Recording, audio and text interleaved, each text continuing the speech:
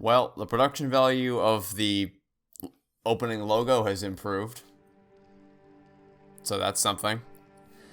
Hello and welcome to Bendy and the Dark Revival, the sequel, of course, to Bendy and the Ink Machine that was announced back in early 2019, and that since that point we had gotten basically no updates about when this was ever coming out, and then they randomly out of the blue said, guess what, it's coming out November 15th. So, that's nice. I'm glad they didn't announce it months, well, they did announce it months/years in advance, but they actually announced the official release date very close to release, so it was just enough time to build anticipation, but not enough to where it felt like an agonizing wait, so that's something, I suppose, and I'm looking forward to playing this, because I really enjoyed the first game when it came out, even though I hated the ending and, well, all of Chapter 5, but, I emphasize when it came out because I replayed the game last week and I liked it a lot less than I did the first time because that game is a slog to play. It's very clunky, it's very monotonous with 95% of the tasks being just collecting random items and flipping switches. Even the final boss of that game is you get thrown into a boss arena and then there's switches around the area you gotta flip, and you don't even really see the boss for most of it. He's just running around like a headless chicken, where you flip 4 switches to open a door to another room, where you then have to get him to break 4 glass containers, at which point he just disappears, and then you show him the last reel, and then he just evaporates himself out of existence. It's a very weird game. It's a game that was carried by its atmosphere and its lore bits. In terms of, like, the first 4 chapters had a bunch of interesting little tidbits and breadcrumbs they left that they would presumably pay off by the end of the game.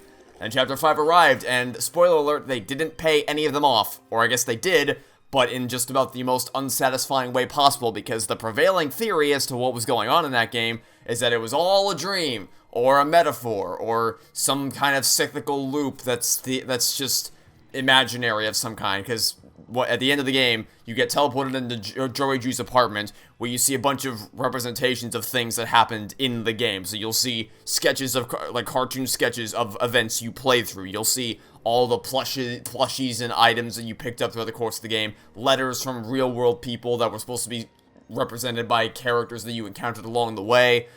So I don't know what the current status of the theories for that game are. I haven't kept up with the books or theory videos about Bendy in a very, very long time. I haven't really thought about Bendy lore since...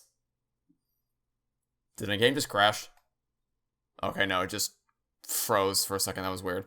I thought the game crashed in the main menu, which I wouldn't put it past the game, honestly, because for those of you who don't know, Chapter 5 had some really terrible performance... Well, like, the game as a whole had some terrible performance issues on console, but on PC, Chapter 5 basically didn't work when it came out. Like, it was... Some people couldn't even launch the game properly when it released.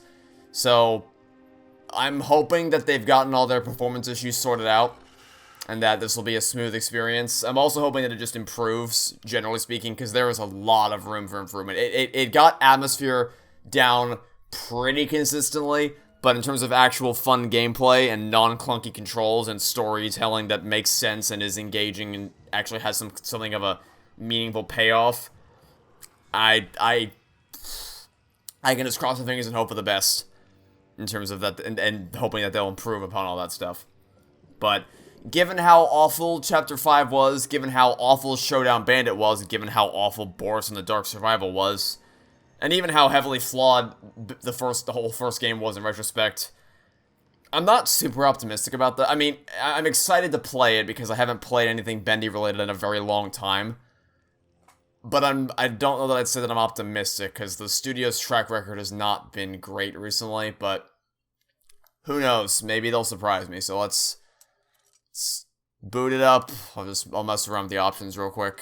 It would appear that I can't actually view what the controls are, so I guess we'll be flying blind, but graphics are set, audio should be set, subtitles are on. Can't back out of the options menu. I guess I don't need to, because let's start a new game. New game, choose difficult. Oh, we have difficulty options now. Easy if you are new to the studio, normal if you visited the studio before, and hard if you have mastered the studio.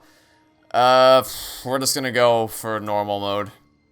Because I visited the studio before I played the first game, but knowing how things went with the first game in terms of its general jank, don't know that I always free to choose. Want to jump right into hard mode. To believe what we want to believe.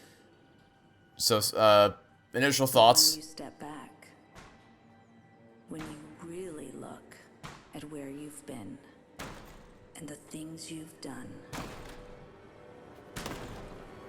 your past will come. Production value is through the roof compared to the first game. Those kinds of cinematic camera angles do not exist.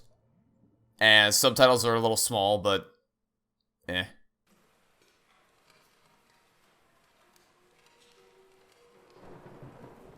June 18th, 1973.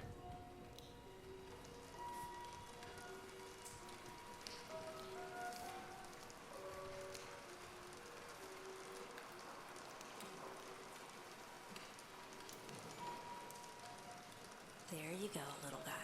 And only 800 more frames to go. No way I'm getting through tonight without some coffee. Probably some downstairs. Press E to stand, okay. For a little adventure. That is true. For those who work in a field where you have to sit at a desk a lot, such as editing videos, this is a totally random example. Getting up to get a drink or a snack or go to the bathroom sure does feel like it's a bit of an adventure. Archgate Pictures. I feel like that name should mean something to me, but it does not. Is that... I know at the end of Bendy Name Machine, it's revealed that Alice, the real-world Alice, went to go work somewhere. Hi, that is wildly creepy. I don't know if Archgate Pictures was the place she went to work for, but who knows. Like I said, I'm not a Bendy lore aficionado. I used to follow all the theories, but I do not do that anymore. I have not watched... I think I started saying this earlier and I never finished the thought. I haven't watched a Bendy... That sure was a jump scare, wasn't it? I haven't watched a Bendy theory video, I don't think, since probably 2020 at the latest. But it was probably more like 2019 that I did that. So, any new developments that have occurred in books or anything like that is lost to me. And I brought my own key today. I already barely have a grasp on the story of the first game. Retrieve your office keys. Do I have to go all the way back to the office to...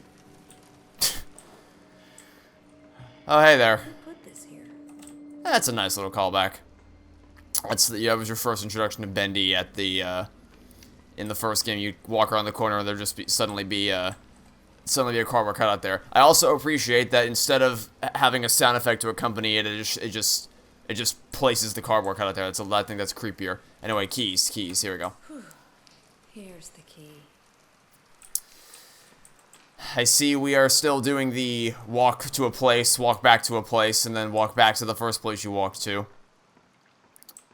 I see we're also doing the I left... Okay, it's not concerning at all. We're also doing the I left my keys behind. This plot twist, we're actually playing as Wally Franks, who was always leaving his keys in trash bins around the studio, apparently. Not the most welcoming hallway I've ever seen. Is anybody else working here right now, or are we just the only people that are pulling a late night? Also, what's in this room? This door's open. Is someone there? Okay. I probably missed something. I wanted to check this room because the door was open, so... Door open usually means... Aha! Alright, that was the lamest reveal I've ever seen. I thought there was going to be something here, because I could open the thing, but there turned out to be absolutely nothing there. Alright, well, I guess the janitor is haunting this place, because the mop bucket just rolled out on me. Will there be a bucket of, or a gallon of antifreeze in the elevator waiting for me? Our survey says...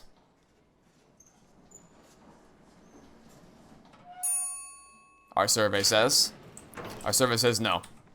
Okay. Let's see. Press E to go down. Yeah, sure. Let's go further down into the studio. Something to grab the elevator door? Aha! I knew it! Wilson? You scared me to death.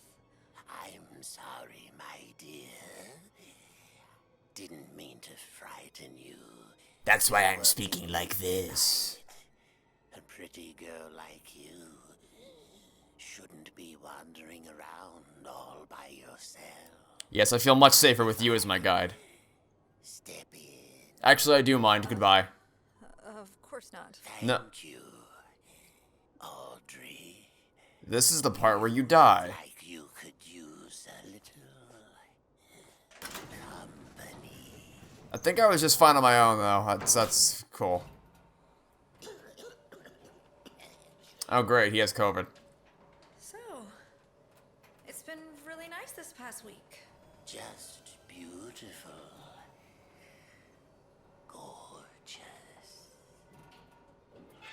You... Okay. What was that? Please tell me we're not trapped in here. Don't you worry, my dear. It's just a little short in the system. Happening a lot this past. Elevator comes installed with a red light for maximum creepy factors. You know, to really enhance the feeling like you're gonna die. Let's see what we can find. Come along now. Old Wilson will protect you. Press X to doubt. Yeah, you go first. I'll stay back here. I'll stay right back here. I'm gonna let you lead the way. I'm not letting you out of my sight. You are an entity which I do not trust.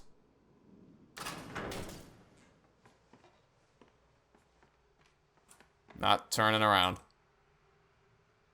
You think the game would let me walk into this dark corridor? Or actually, am I supposed to move here and I'm not supposed to? I don't want to... Oh no, I'm literally blocked off from going this way. Okay, never mind. Never mind. Exploration is not an option here. I feel like I should be doing something though. Can I interact with you? Oh, I can talk to you. Oh. There we are.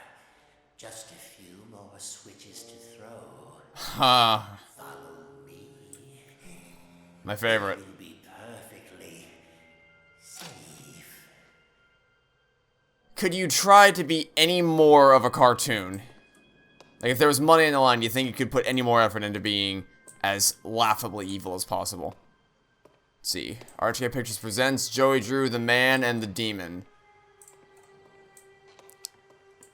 Joey Drew is the founder... Yeah, I'm not letting you out of my sight. The founder of the studio and the man who created Bendy, one of the most beloved cartoon characters of all time. In 1929, with the help of his business partner Henry Stein, he created Bendy's first short, Little Devil Darlin', as an early talkie cartoon. As his entertainment legacy grew over the years, Joey's optimism and pioneering spirit never wavered. Starting with just a pencil and a dream, he created this studio. Here at Archgate Pictures, we strive to continue his dream and see Bendy live on. Dreams come true. Yeah, so I don't actually know the timeline of events for when Joey Drew Studios went under and when it got shut down and when it all dissipated and everyone moved on. But clearly this is after that happened, so we'll see. We'll see what happens. It's I'm not exactly sure when Bendy and the Ink Machine also that just I know the whole thing. Like, I know that Joey Drew Studios was always supposed to be paralleling Walt Disney in that sort of era, but like that. You could have convinced me that was a picture of Walt Disney. So, not exactly trying to be subtle about it anymore. Not that they ever were, but still. Yeah, you stay right there. I'm going to keep talking for a bit. So, one thing I want to point out here is I'm pretty sure Henry actually was the one to create Bendy, and then Joey Drew just stole his credit for that because... because he's an asshole, that's why. I don't know if there was a more specific reason. I think it is literally just because...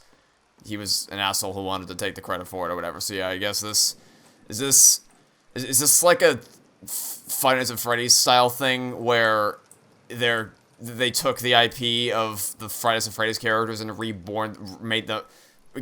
gave them new life and a new image, like remade them into something new. I don't know. I honestly have no idea what they're gonna go after here. I wish I could watch this, look at the storyboard. Unfortunately, the red light is the absolute worst thing in the world. Hi, you're probably the one who put that red light there to make it as hard to read that as possible. Sorry if you wanted me to actually play this regularly. Oh my goodness, it's the Ink Machine. And let me guess, these are the items you had to find. You had to find a gear, the wrench, the Illusion of Living book, the plushie, the record, and the ink bottle. And then that somehow turned on the ink machine, I guess. Hi, what are you? Not sure. Looks like someone's been messing with the exhibits. You do not make me find all 6 items again. Don't you do that. Don't do that. Audrey, sweet Audrey, do an old man a favor and go find them. I'll tend to the power.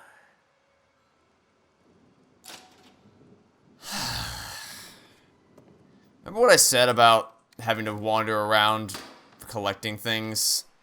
Well, here we go. We're doing a sequel. We're back by popular demand. Come on, everybody, let's strike up the band. Alright, well, there's a Bendy plushie right here. Gimme. If I had known... It's funny, I was actually thinking of pointing out, hey, some of these items look familiar. If I had known that they were going to make me do the same thing I did before, I would have actually kept an eye on some of these things, but... Or kept a closer eye on them. But, oh well. Okay, so... ink bottles here. I'm pretty sure I saw the Illusion of Living somewhere. Hi there, Disney. How you doing? I don't know exactly where I saw it, but I'm pretty sure I saw it somewhere. Maybe not. Also, can I only grab one item at a time? Or do I have to... Like, do I have to do it one by... There it is. Okay. I can... That's good. I wasn't sure if I was going to have to collect them one by one and go walk back and forth like Chapter 3 of Bendy and the Machine, or if I could collect them all at once and bring them in one fell swoop. So that's the record, the plushie, and the book. We're still missing a gear, which I don't even know where to begin trying to find. It would probably be in that room if I were to guess, because there was some machinery there as well, and nothing I can grab here. It doesn't look like. Oh wait, could the red light stay on for longer than a second? Guess not. All right, I'm gonna go back and check that other the room that Mr. Wilson is standing in. Oh wait, something down here? No. We also need an ink bottle. That's the other thing we need to find that I surprisingly have not seen yet.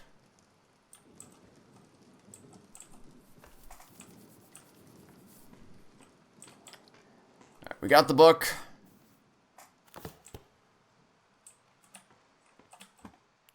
Got the ink bottle. Got the plushie. And we got the record. So now all we're missing is the gear. I'm guessing it's somewhere in this room, because I don't know where it could be back there. Unless I'm blind as a bat. But I did not see it there anywhere, because I guess it has got to be out here somewhere. Where is a gear hiding in this Joey Drew museum? It's probably the most obvious place in the world, and I'm just actually blind. Oh, you know where it might be? It might be in the giant box in the wall with a gear symbol on it. I wonder. I wonder if maybe it might be inside there. Granted, I didn't see that box before, but the second I saw it, it's like, well, there you go. There's the answer. Can I run at all, actually? It does not appear that there's a run button. There was a run button in the first game. Well, okay, I run in quotation marks. It was more like a slight shuffle. I hesitate to even call it a slight jog, but there was a move ever so slightly faster button, but there does not appear to be one this time around. Oh, now I'm blocked off. I can't go this way. Hi.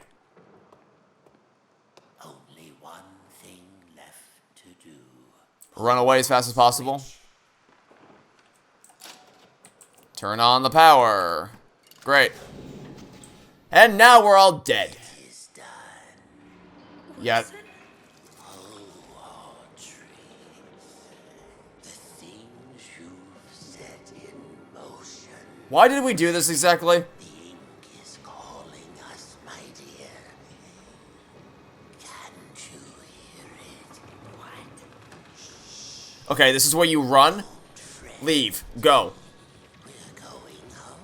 Leave the room. Turn around and leave the room. Pay attention to these last. Why have we not left yet? Because very soon. Door was open last time I checked. You will forget everything. Let go! You have keys. You can attack him. Me on. You have keys. Stab him. Come find me. He's attacking you. You can use your keys to stab him in the chest. Or the stomach. I'll show you the truth. Maybe you should have tried to leave.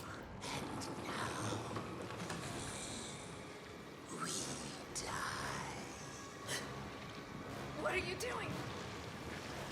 Oh no!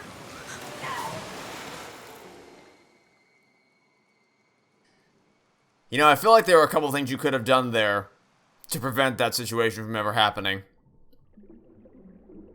But oh well.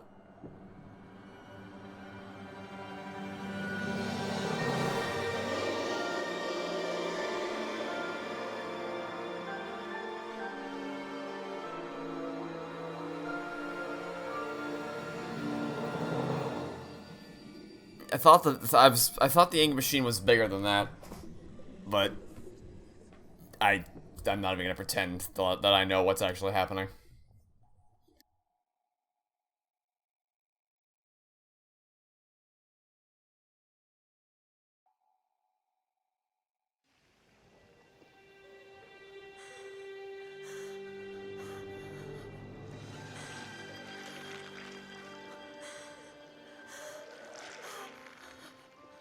What's wrong with my hands? What's wrong with my hands?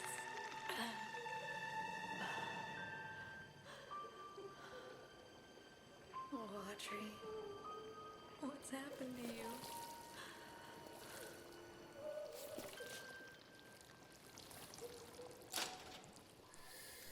And see, now I have to ask myself the question of, is this real?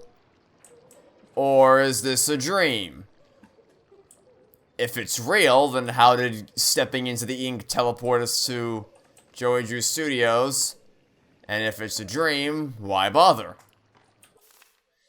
Every great story begins in mystery. Although things may be dark at the start, the truth will illuminate your way. Don't be afraid of who you are. Fear only what you may become and banish it away. Your best pal. Is that your way of telling me? Don't worry, I understand this makes no sense right now, but it will make sense by the end. The same way that everyone said it would make sense by the end of the first game and then it promptly didn't. Oh well. Can I climb ladders? I sure can't. Can I step into the ink?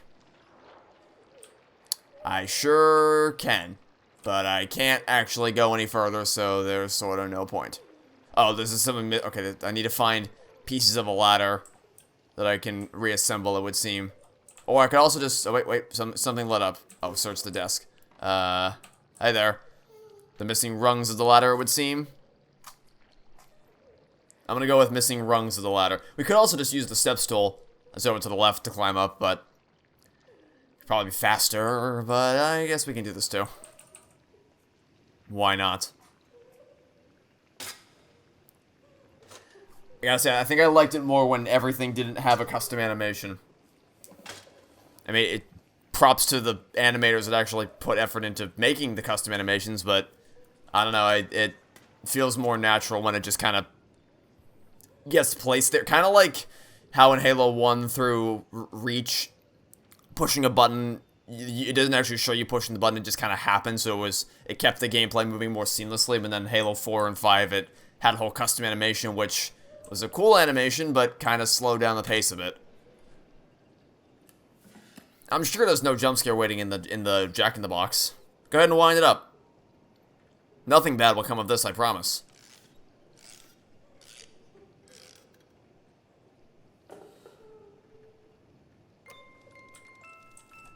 Oh, how cute. I thought for sure something bad would happen. Jeez, you'd think I was drowning kittens the way these people are looking at me. I've never seen such disappointment in a person's eyes. But this is the way of things. If management can't pay their bills, then the bank takes the goodies back. Still, it does break me a bit knowing how much I love them old cartoons this place used to make. Oh well, times change. Life moves on. Alright. Don't think I've ever seen that name before. Telly Wester. I guess they got someone from the Sesame Street crew in. Alright, press C to crouch. Why is C crouch? See, This is why I want the ability to... That took a while to pause. This is why I want the ability to rebind my controls. Why is C the crouch button? Why would it not be... I know a lot of people say control should be the default crouch button. I think that's insane. I think it should be shift. I guess it's just because the first PC game I ever played was Minecraft, so that's kind of how my brain is trained. But, you know what it shouldn't be? C. It should not be C. That it definitely should not be. That is gonna take a lot of getting used to. Okay.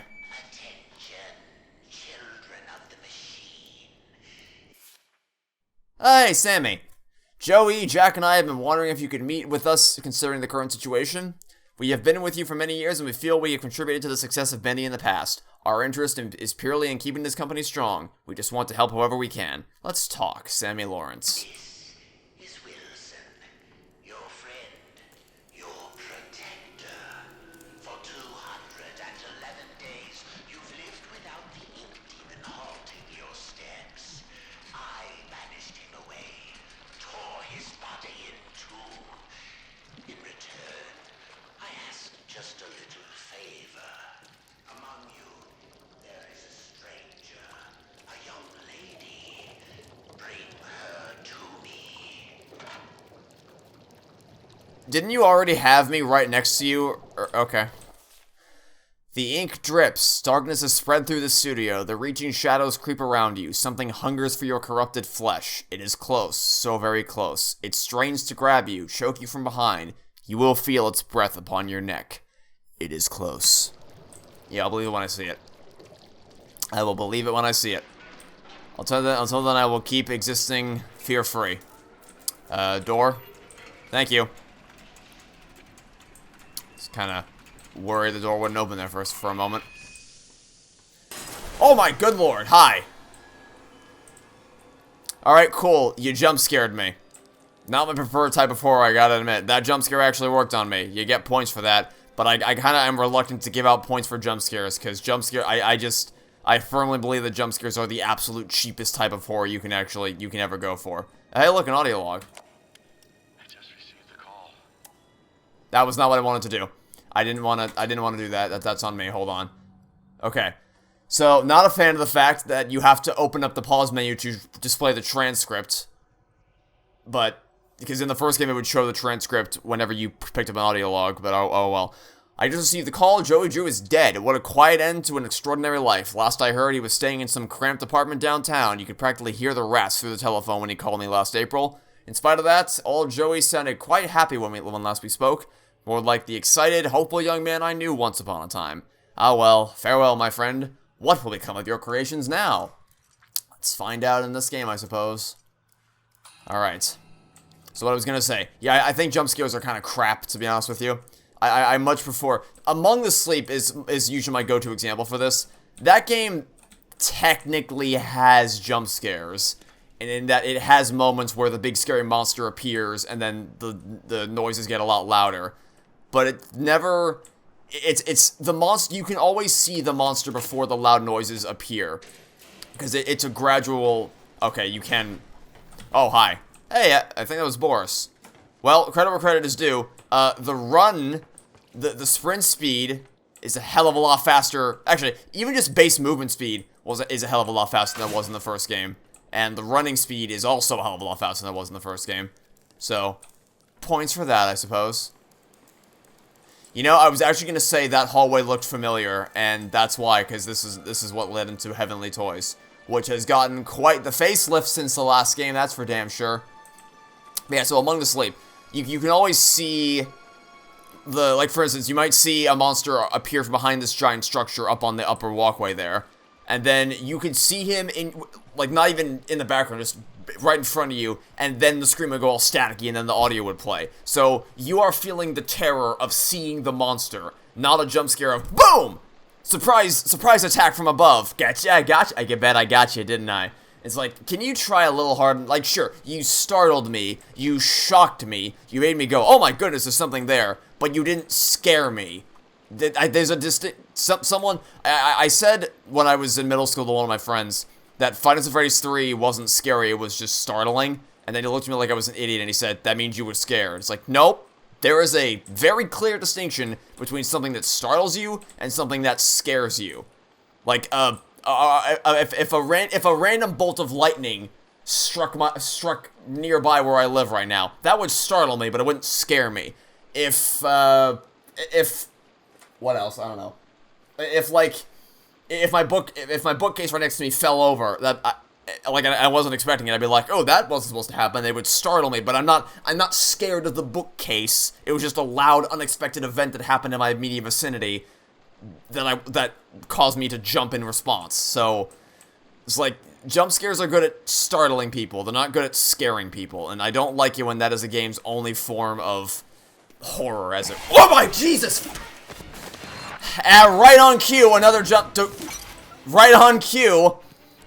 jump scare, and that's what I'm talking. Okay, run and hide. Well, there's a little miracle station right down here. I know how the game is played, Cortana.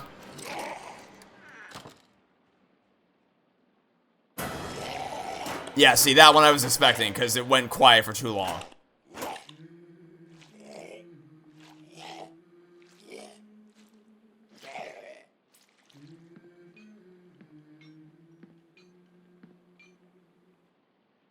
I've never really understood this. I've never understood this as a mechanic. I'm sorry, food. There's a food mechanic in this game. Low on health, grab a snack. Survival will mean some dangerous situations. When you are low on health, you will need to eat. Oh, there's a health system. Oh, great. Locate hidden food stashes all throughout the studio. Well, I guess at least there's a reason to collect bacon soup now, as opposed to it just being a collectible you can get. But alright then. Anyway, so what I was... drink too much of that if I were you. Oh, hey. Just patch you up. But the aftertaste... Speaking of a facelift... Not so good. Easy now. I'm not gonna hurt you. Looked like you needed some help. Don't touch me. What are you? Ugh, what is this horrible place? Yeah, I remember my first day down here. I know, it's scary. But you're actually pretty lucky. The machine could have turned you into a searcher. You mean that thing that attacked me? No, that's a Piper. And he's part of a gang, so be careful. I don't understand any of this. I can't think. It hurts. You'll catch on pretty quickly, if you can stay alive. Lesson 1. Searchers don't have legs, and they tend to swarm. Look, it's not good to stay in one place for too long around here. Keep moving, and stay close to the shadows. Take my advice. Head to the upper levels. It's safer there. Can I come with you? You can't. I'm sorry. I have a wolf. He doesn't care for strangers. A wolf? Like I said, you'll catch on. Good luck. I hope we meet again. Oh, and one more thing. Above everything else, beware the ink demon. stay away from the ink demon. Yeah. What's an ink demon? Oh, you'll know him when you see him. He likes to smile, and he kills anything that moves.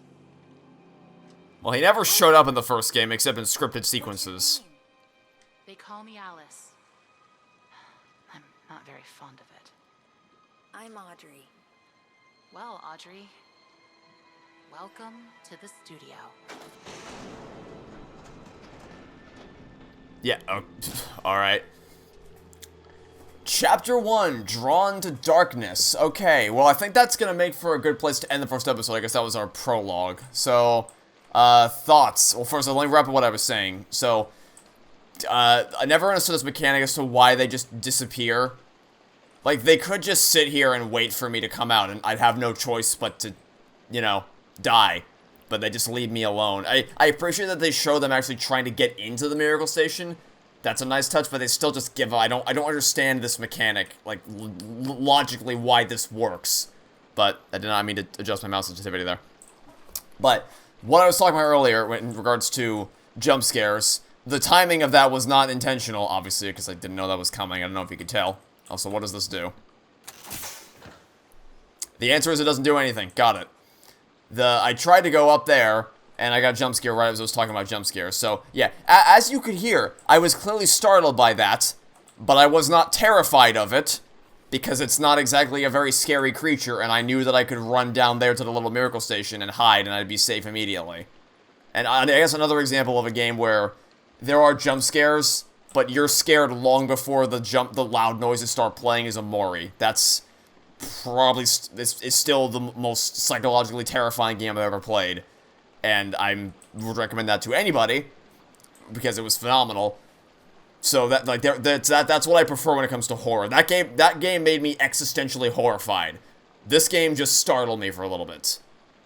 But putting that aside, definitely overall an improvement so far. I mean, obviously visually it got a massive facelift. This is just, if you compare this to what it looked like in the first game, it's not even kind of, it's a night and day comparison in terms of the visual upgrade it got. It got a lot more cinematic flair to it. The presentation has certainly been increased significantly, so that's cool. I'm not necessarily a fan of some of the minor changes they made, like putting crouch. I mean, there wasn't a crouch in the first game, but the fact that it's on C, like, come on. The fact that the audio log text doesn't display immediately, can't say I'm a huge fan of that. And let's hope that the little intro section of collecting all the different things to turn on the ink machine was just an homage to the first game, and that the rest of the game won't boil down to go run around the studio and find these items and bring them back to me, and then go find more items, while occasionally you get random jump scares. So let's hope there's more to it than that. I'm more optimistic than I was going into it, but I still am not convinced that it'll make up for all, or that it'll amend all the errors that the first game had. But who knows? Maybe it'll surprise me. So that'll be it for now. Thanks for watching. Stay tuned for next time. I hope to catch you all sometime soon for episode 2 of Bendy and the Dark Revival. Goodbye.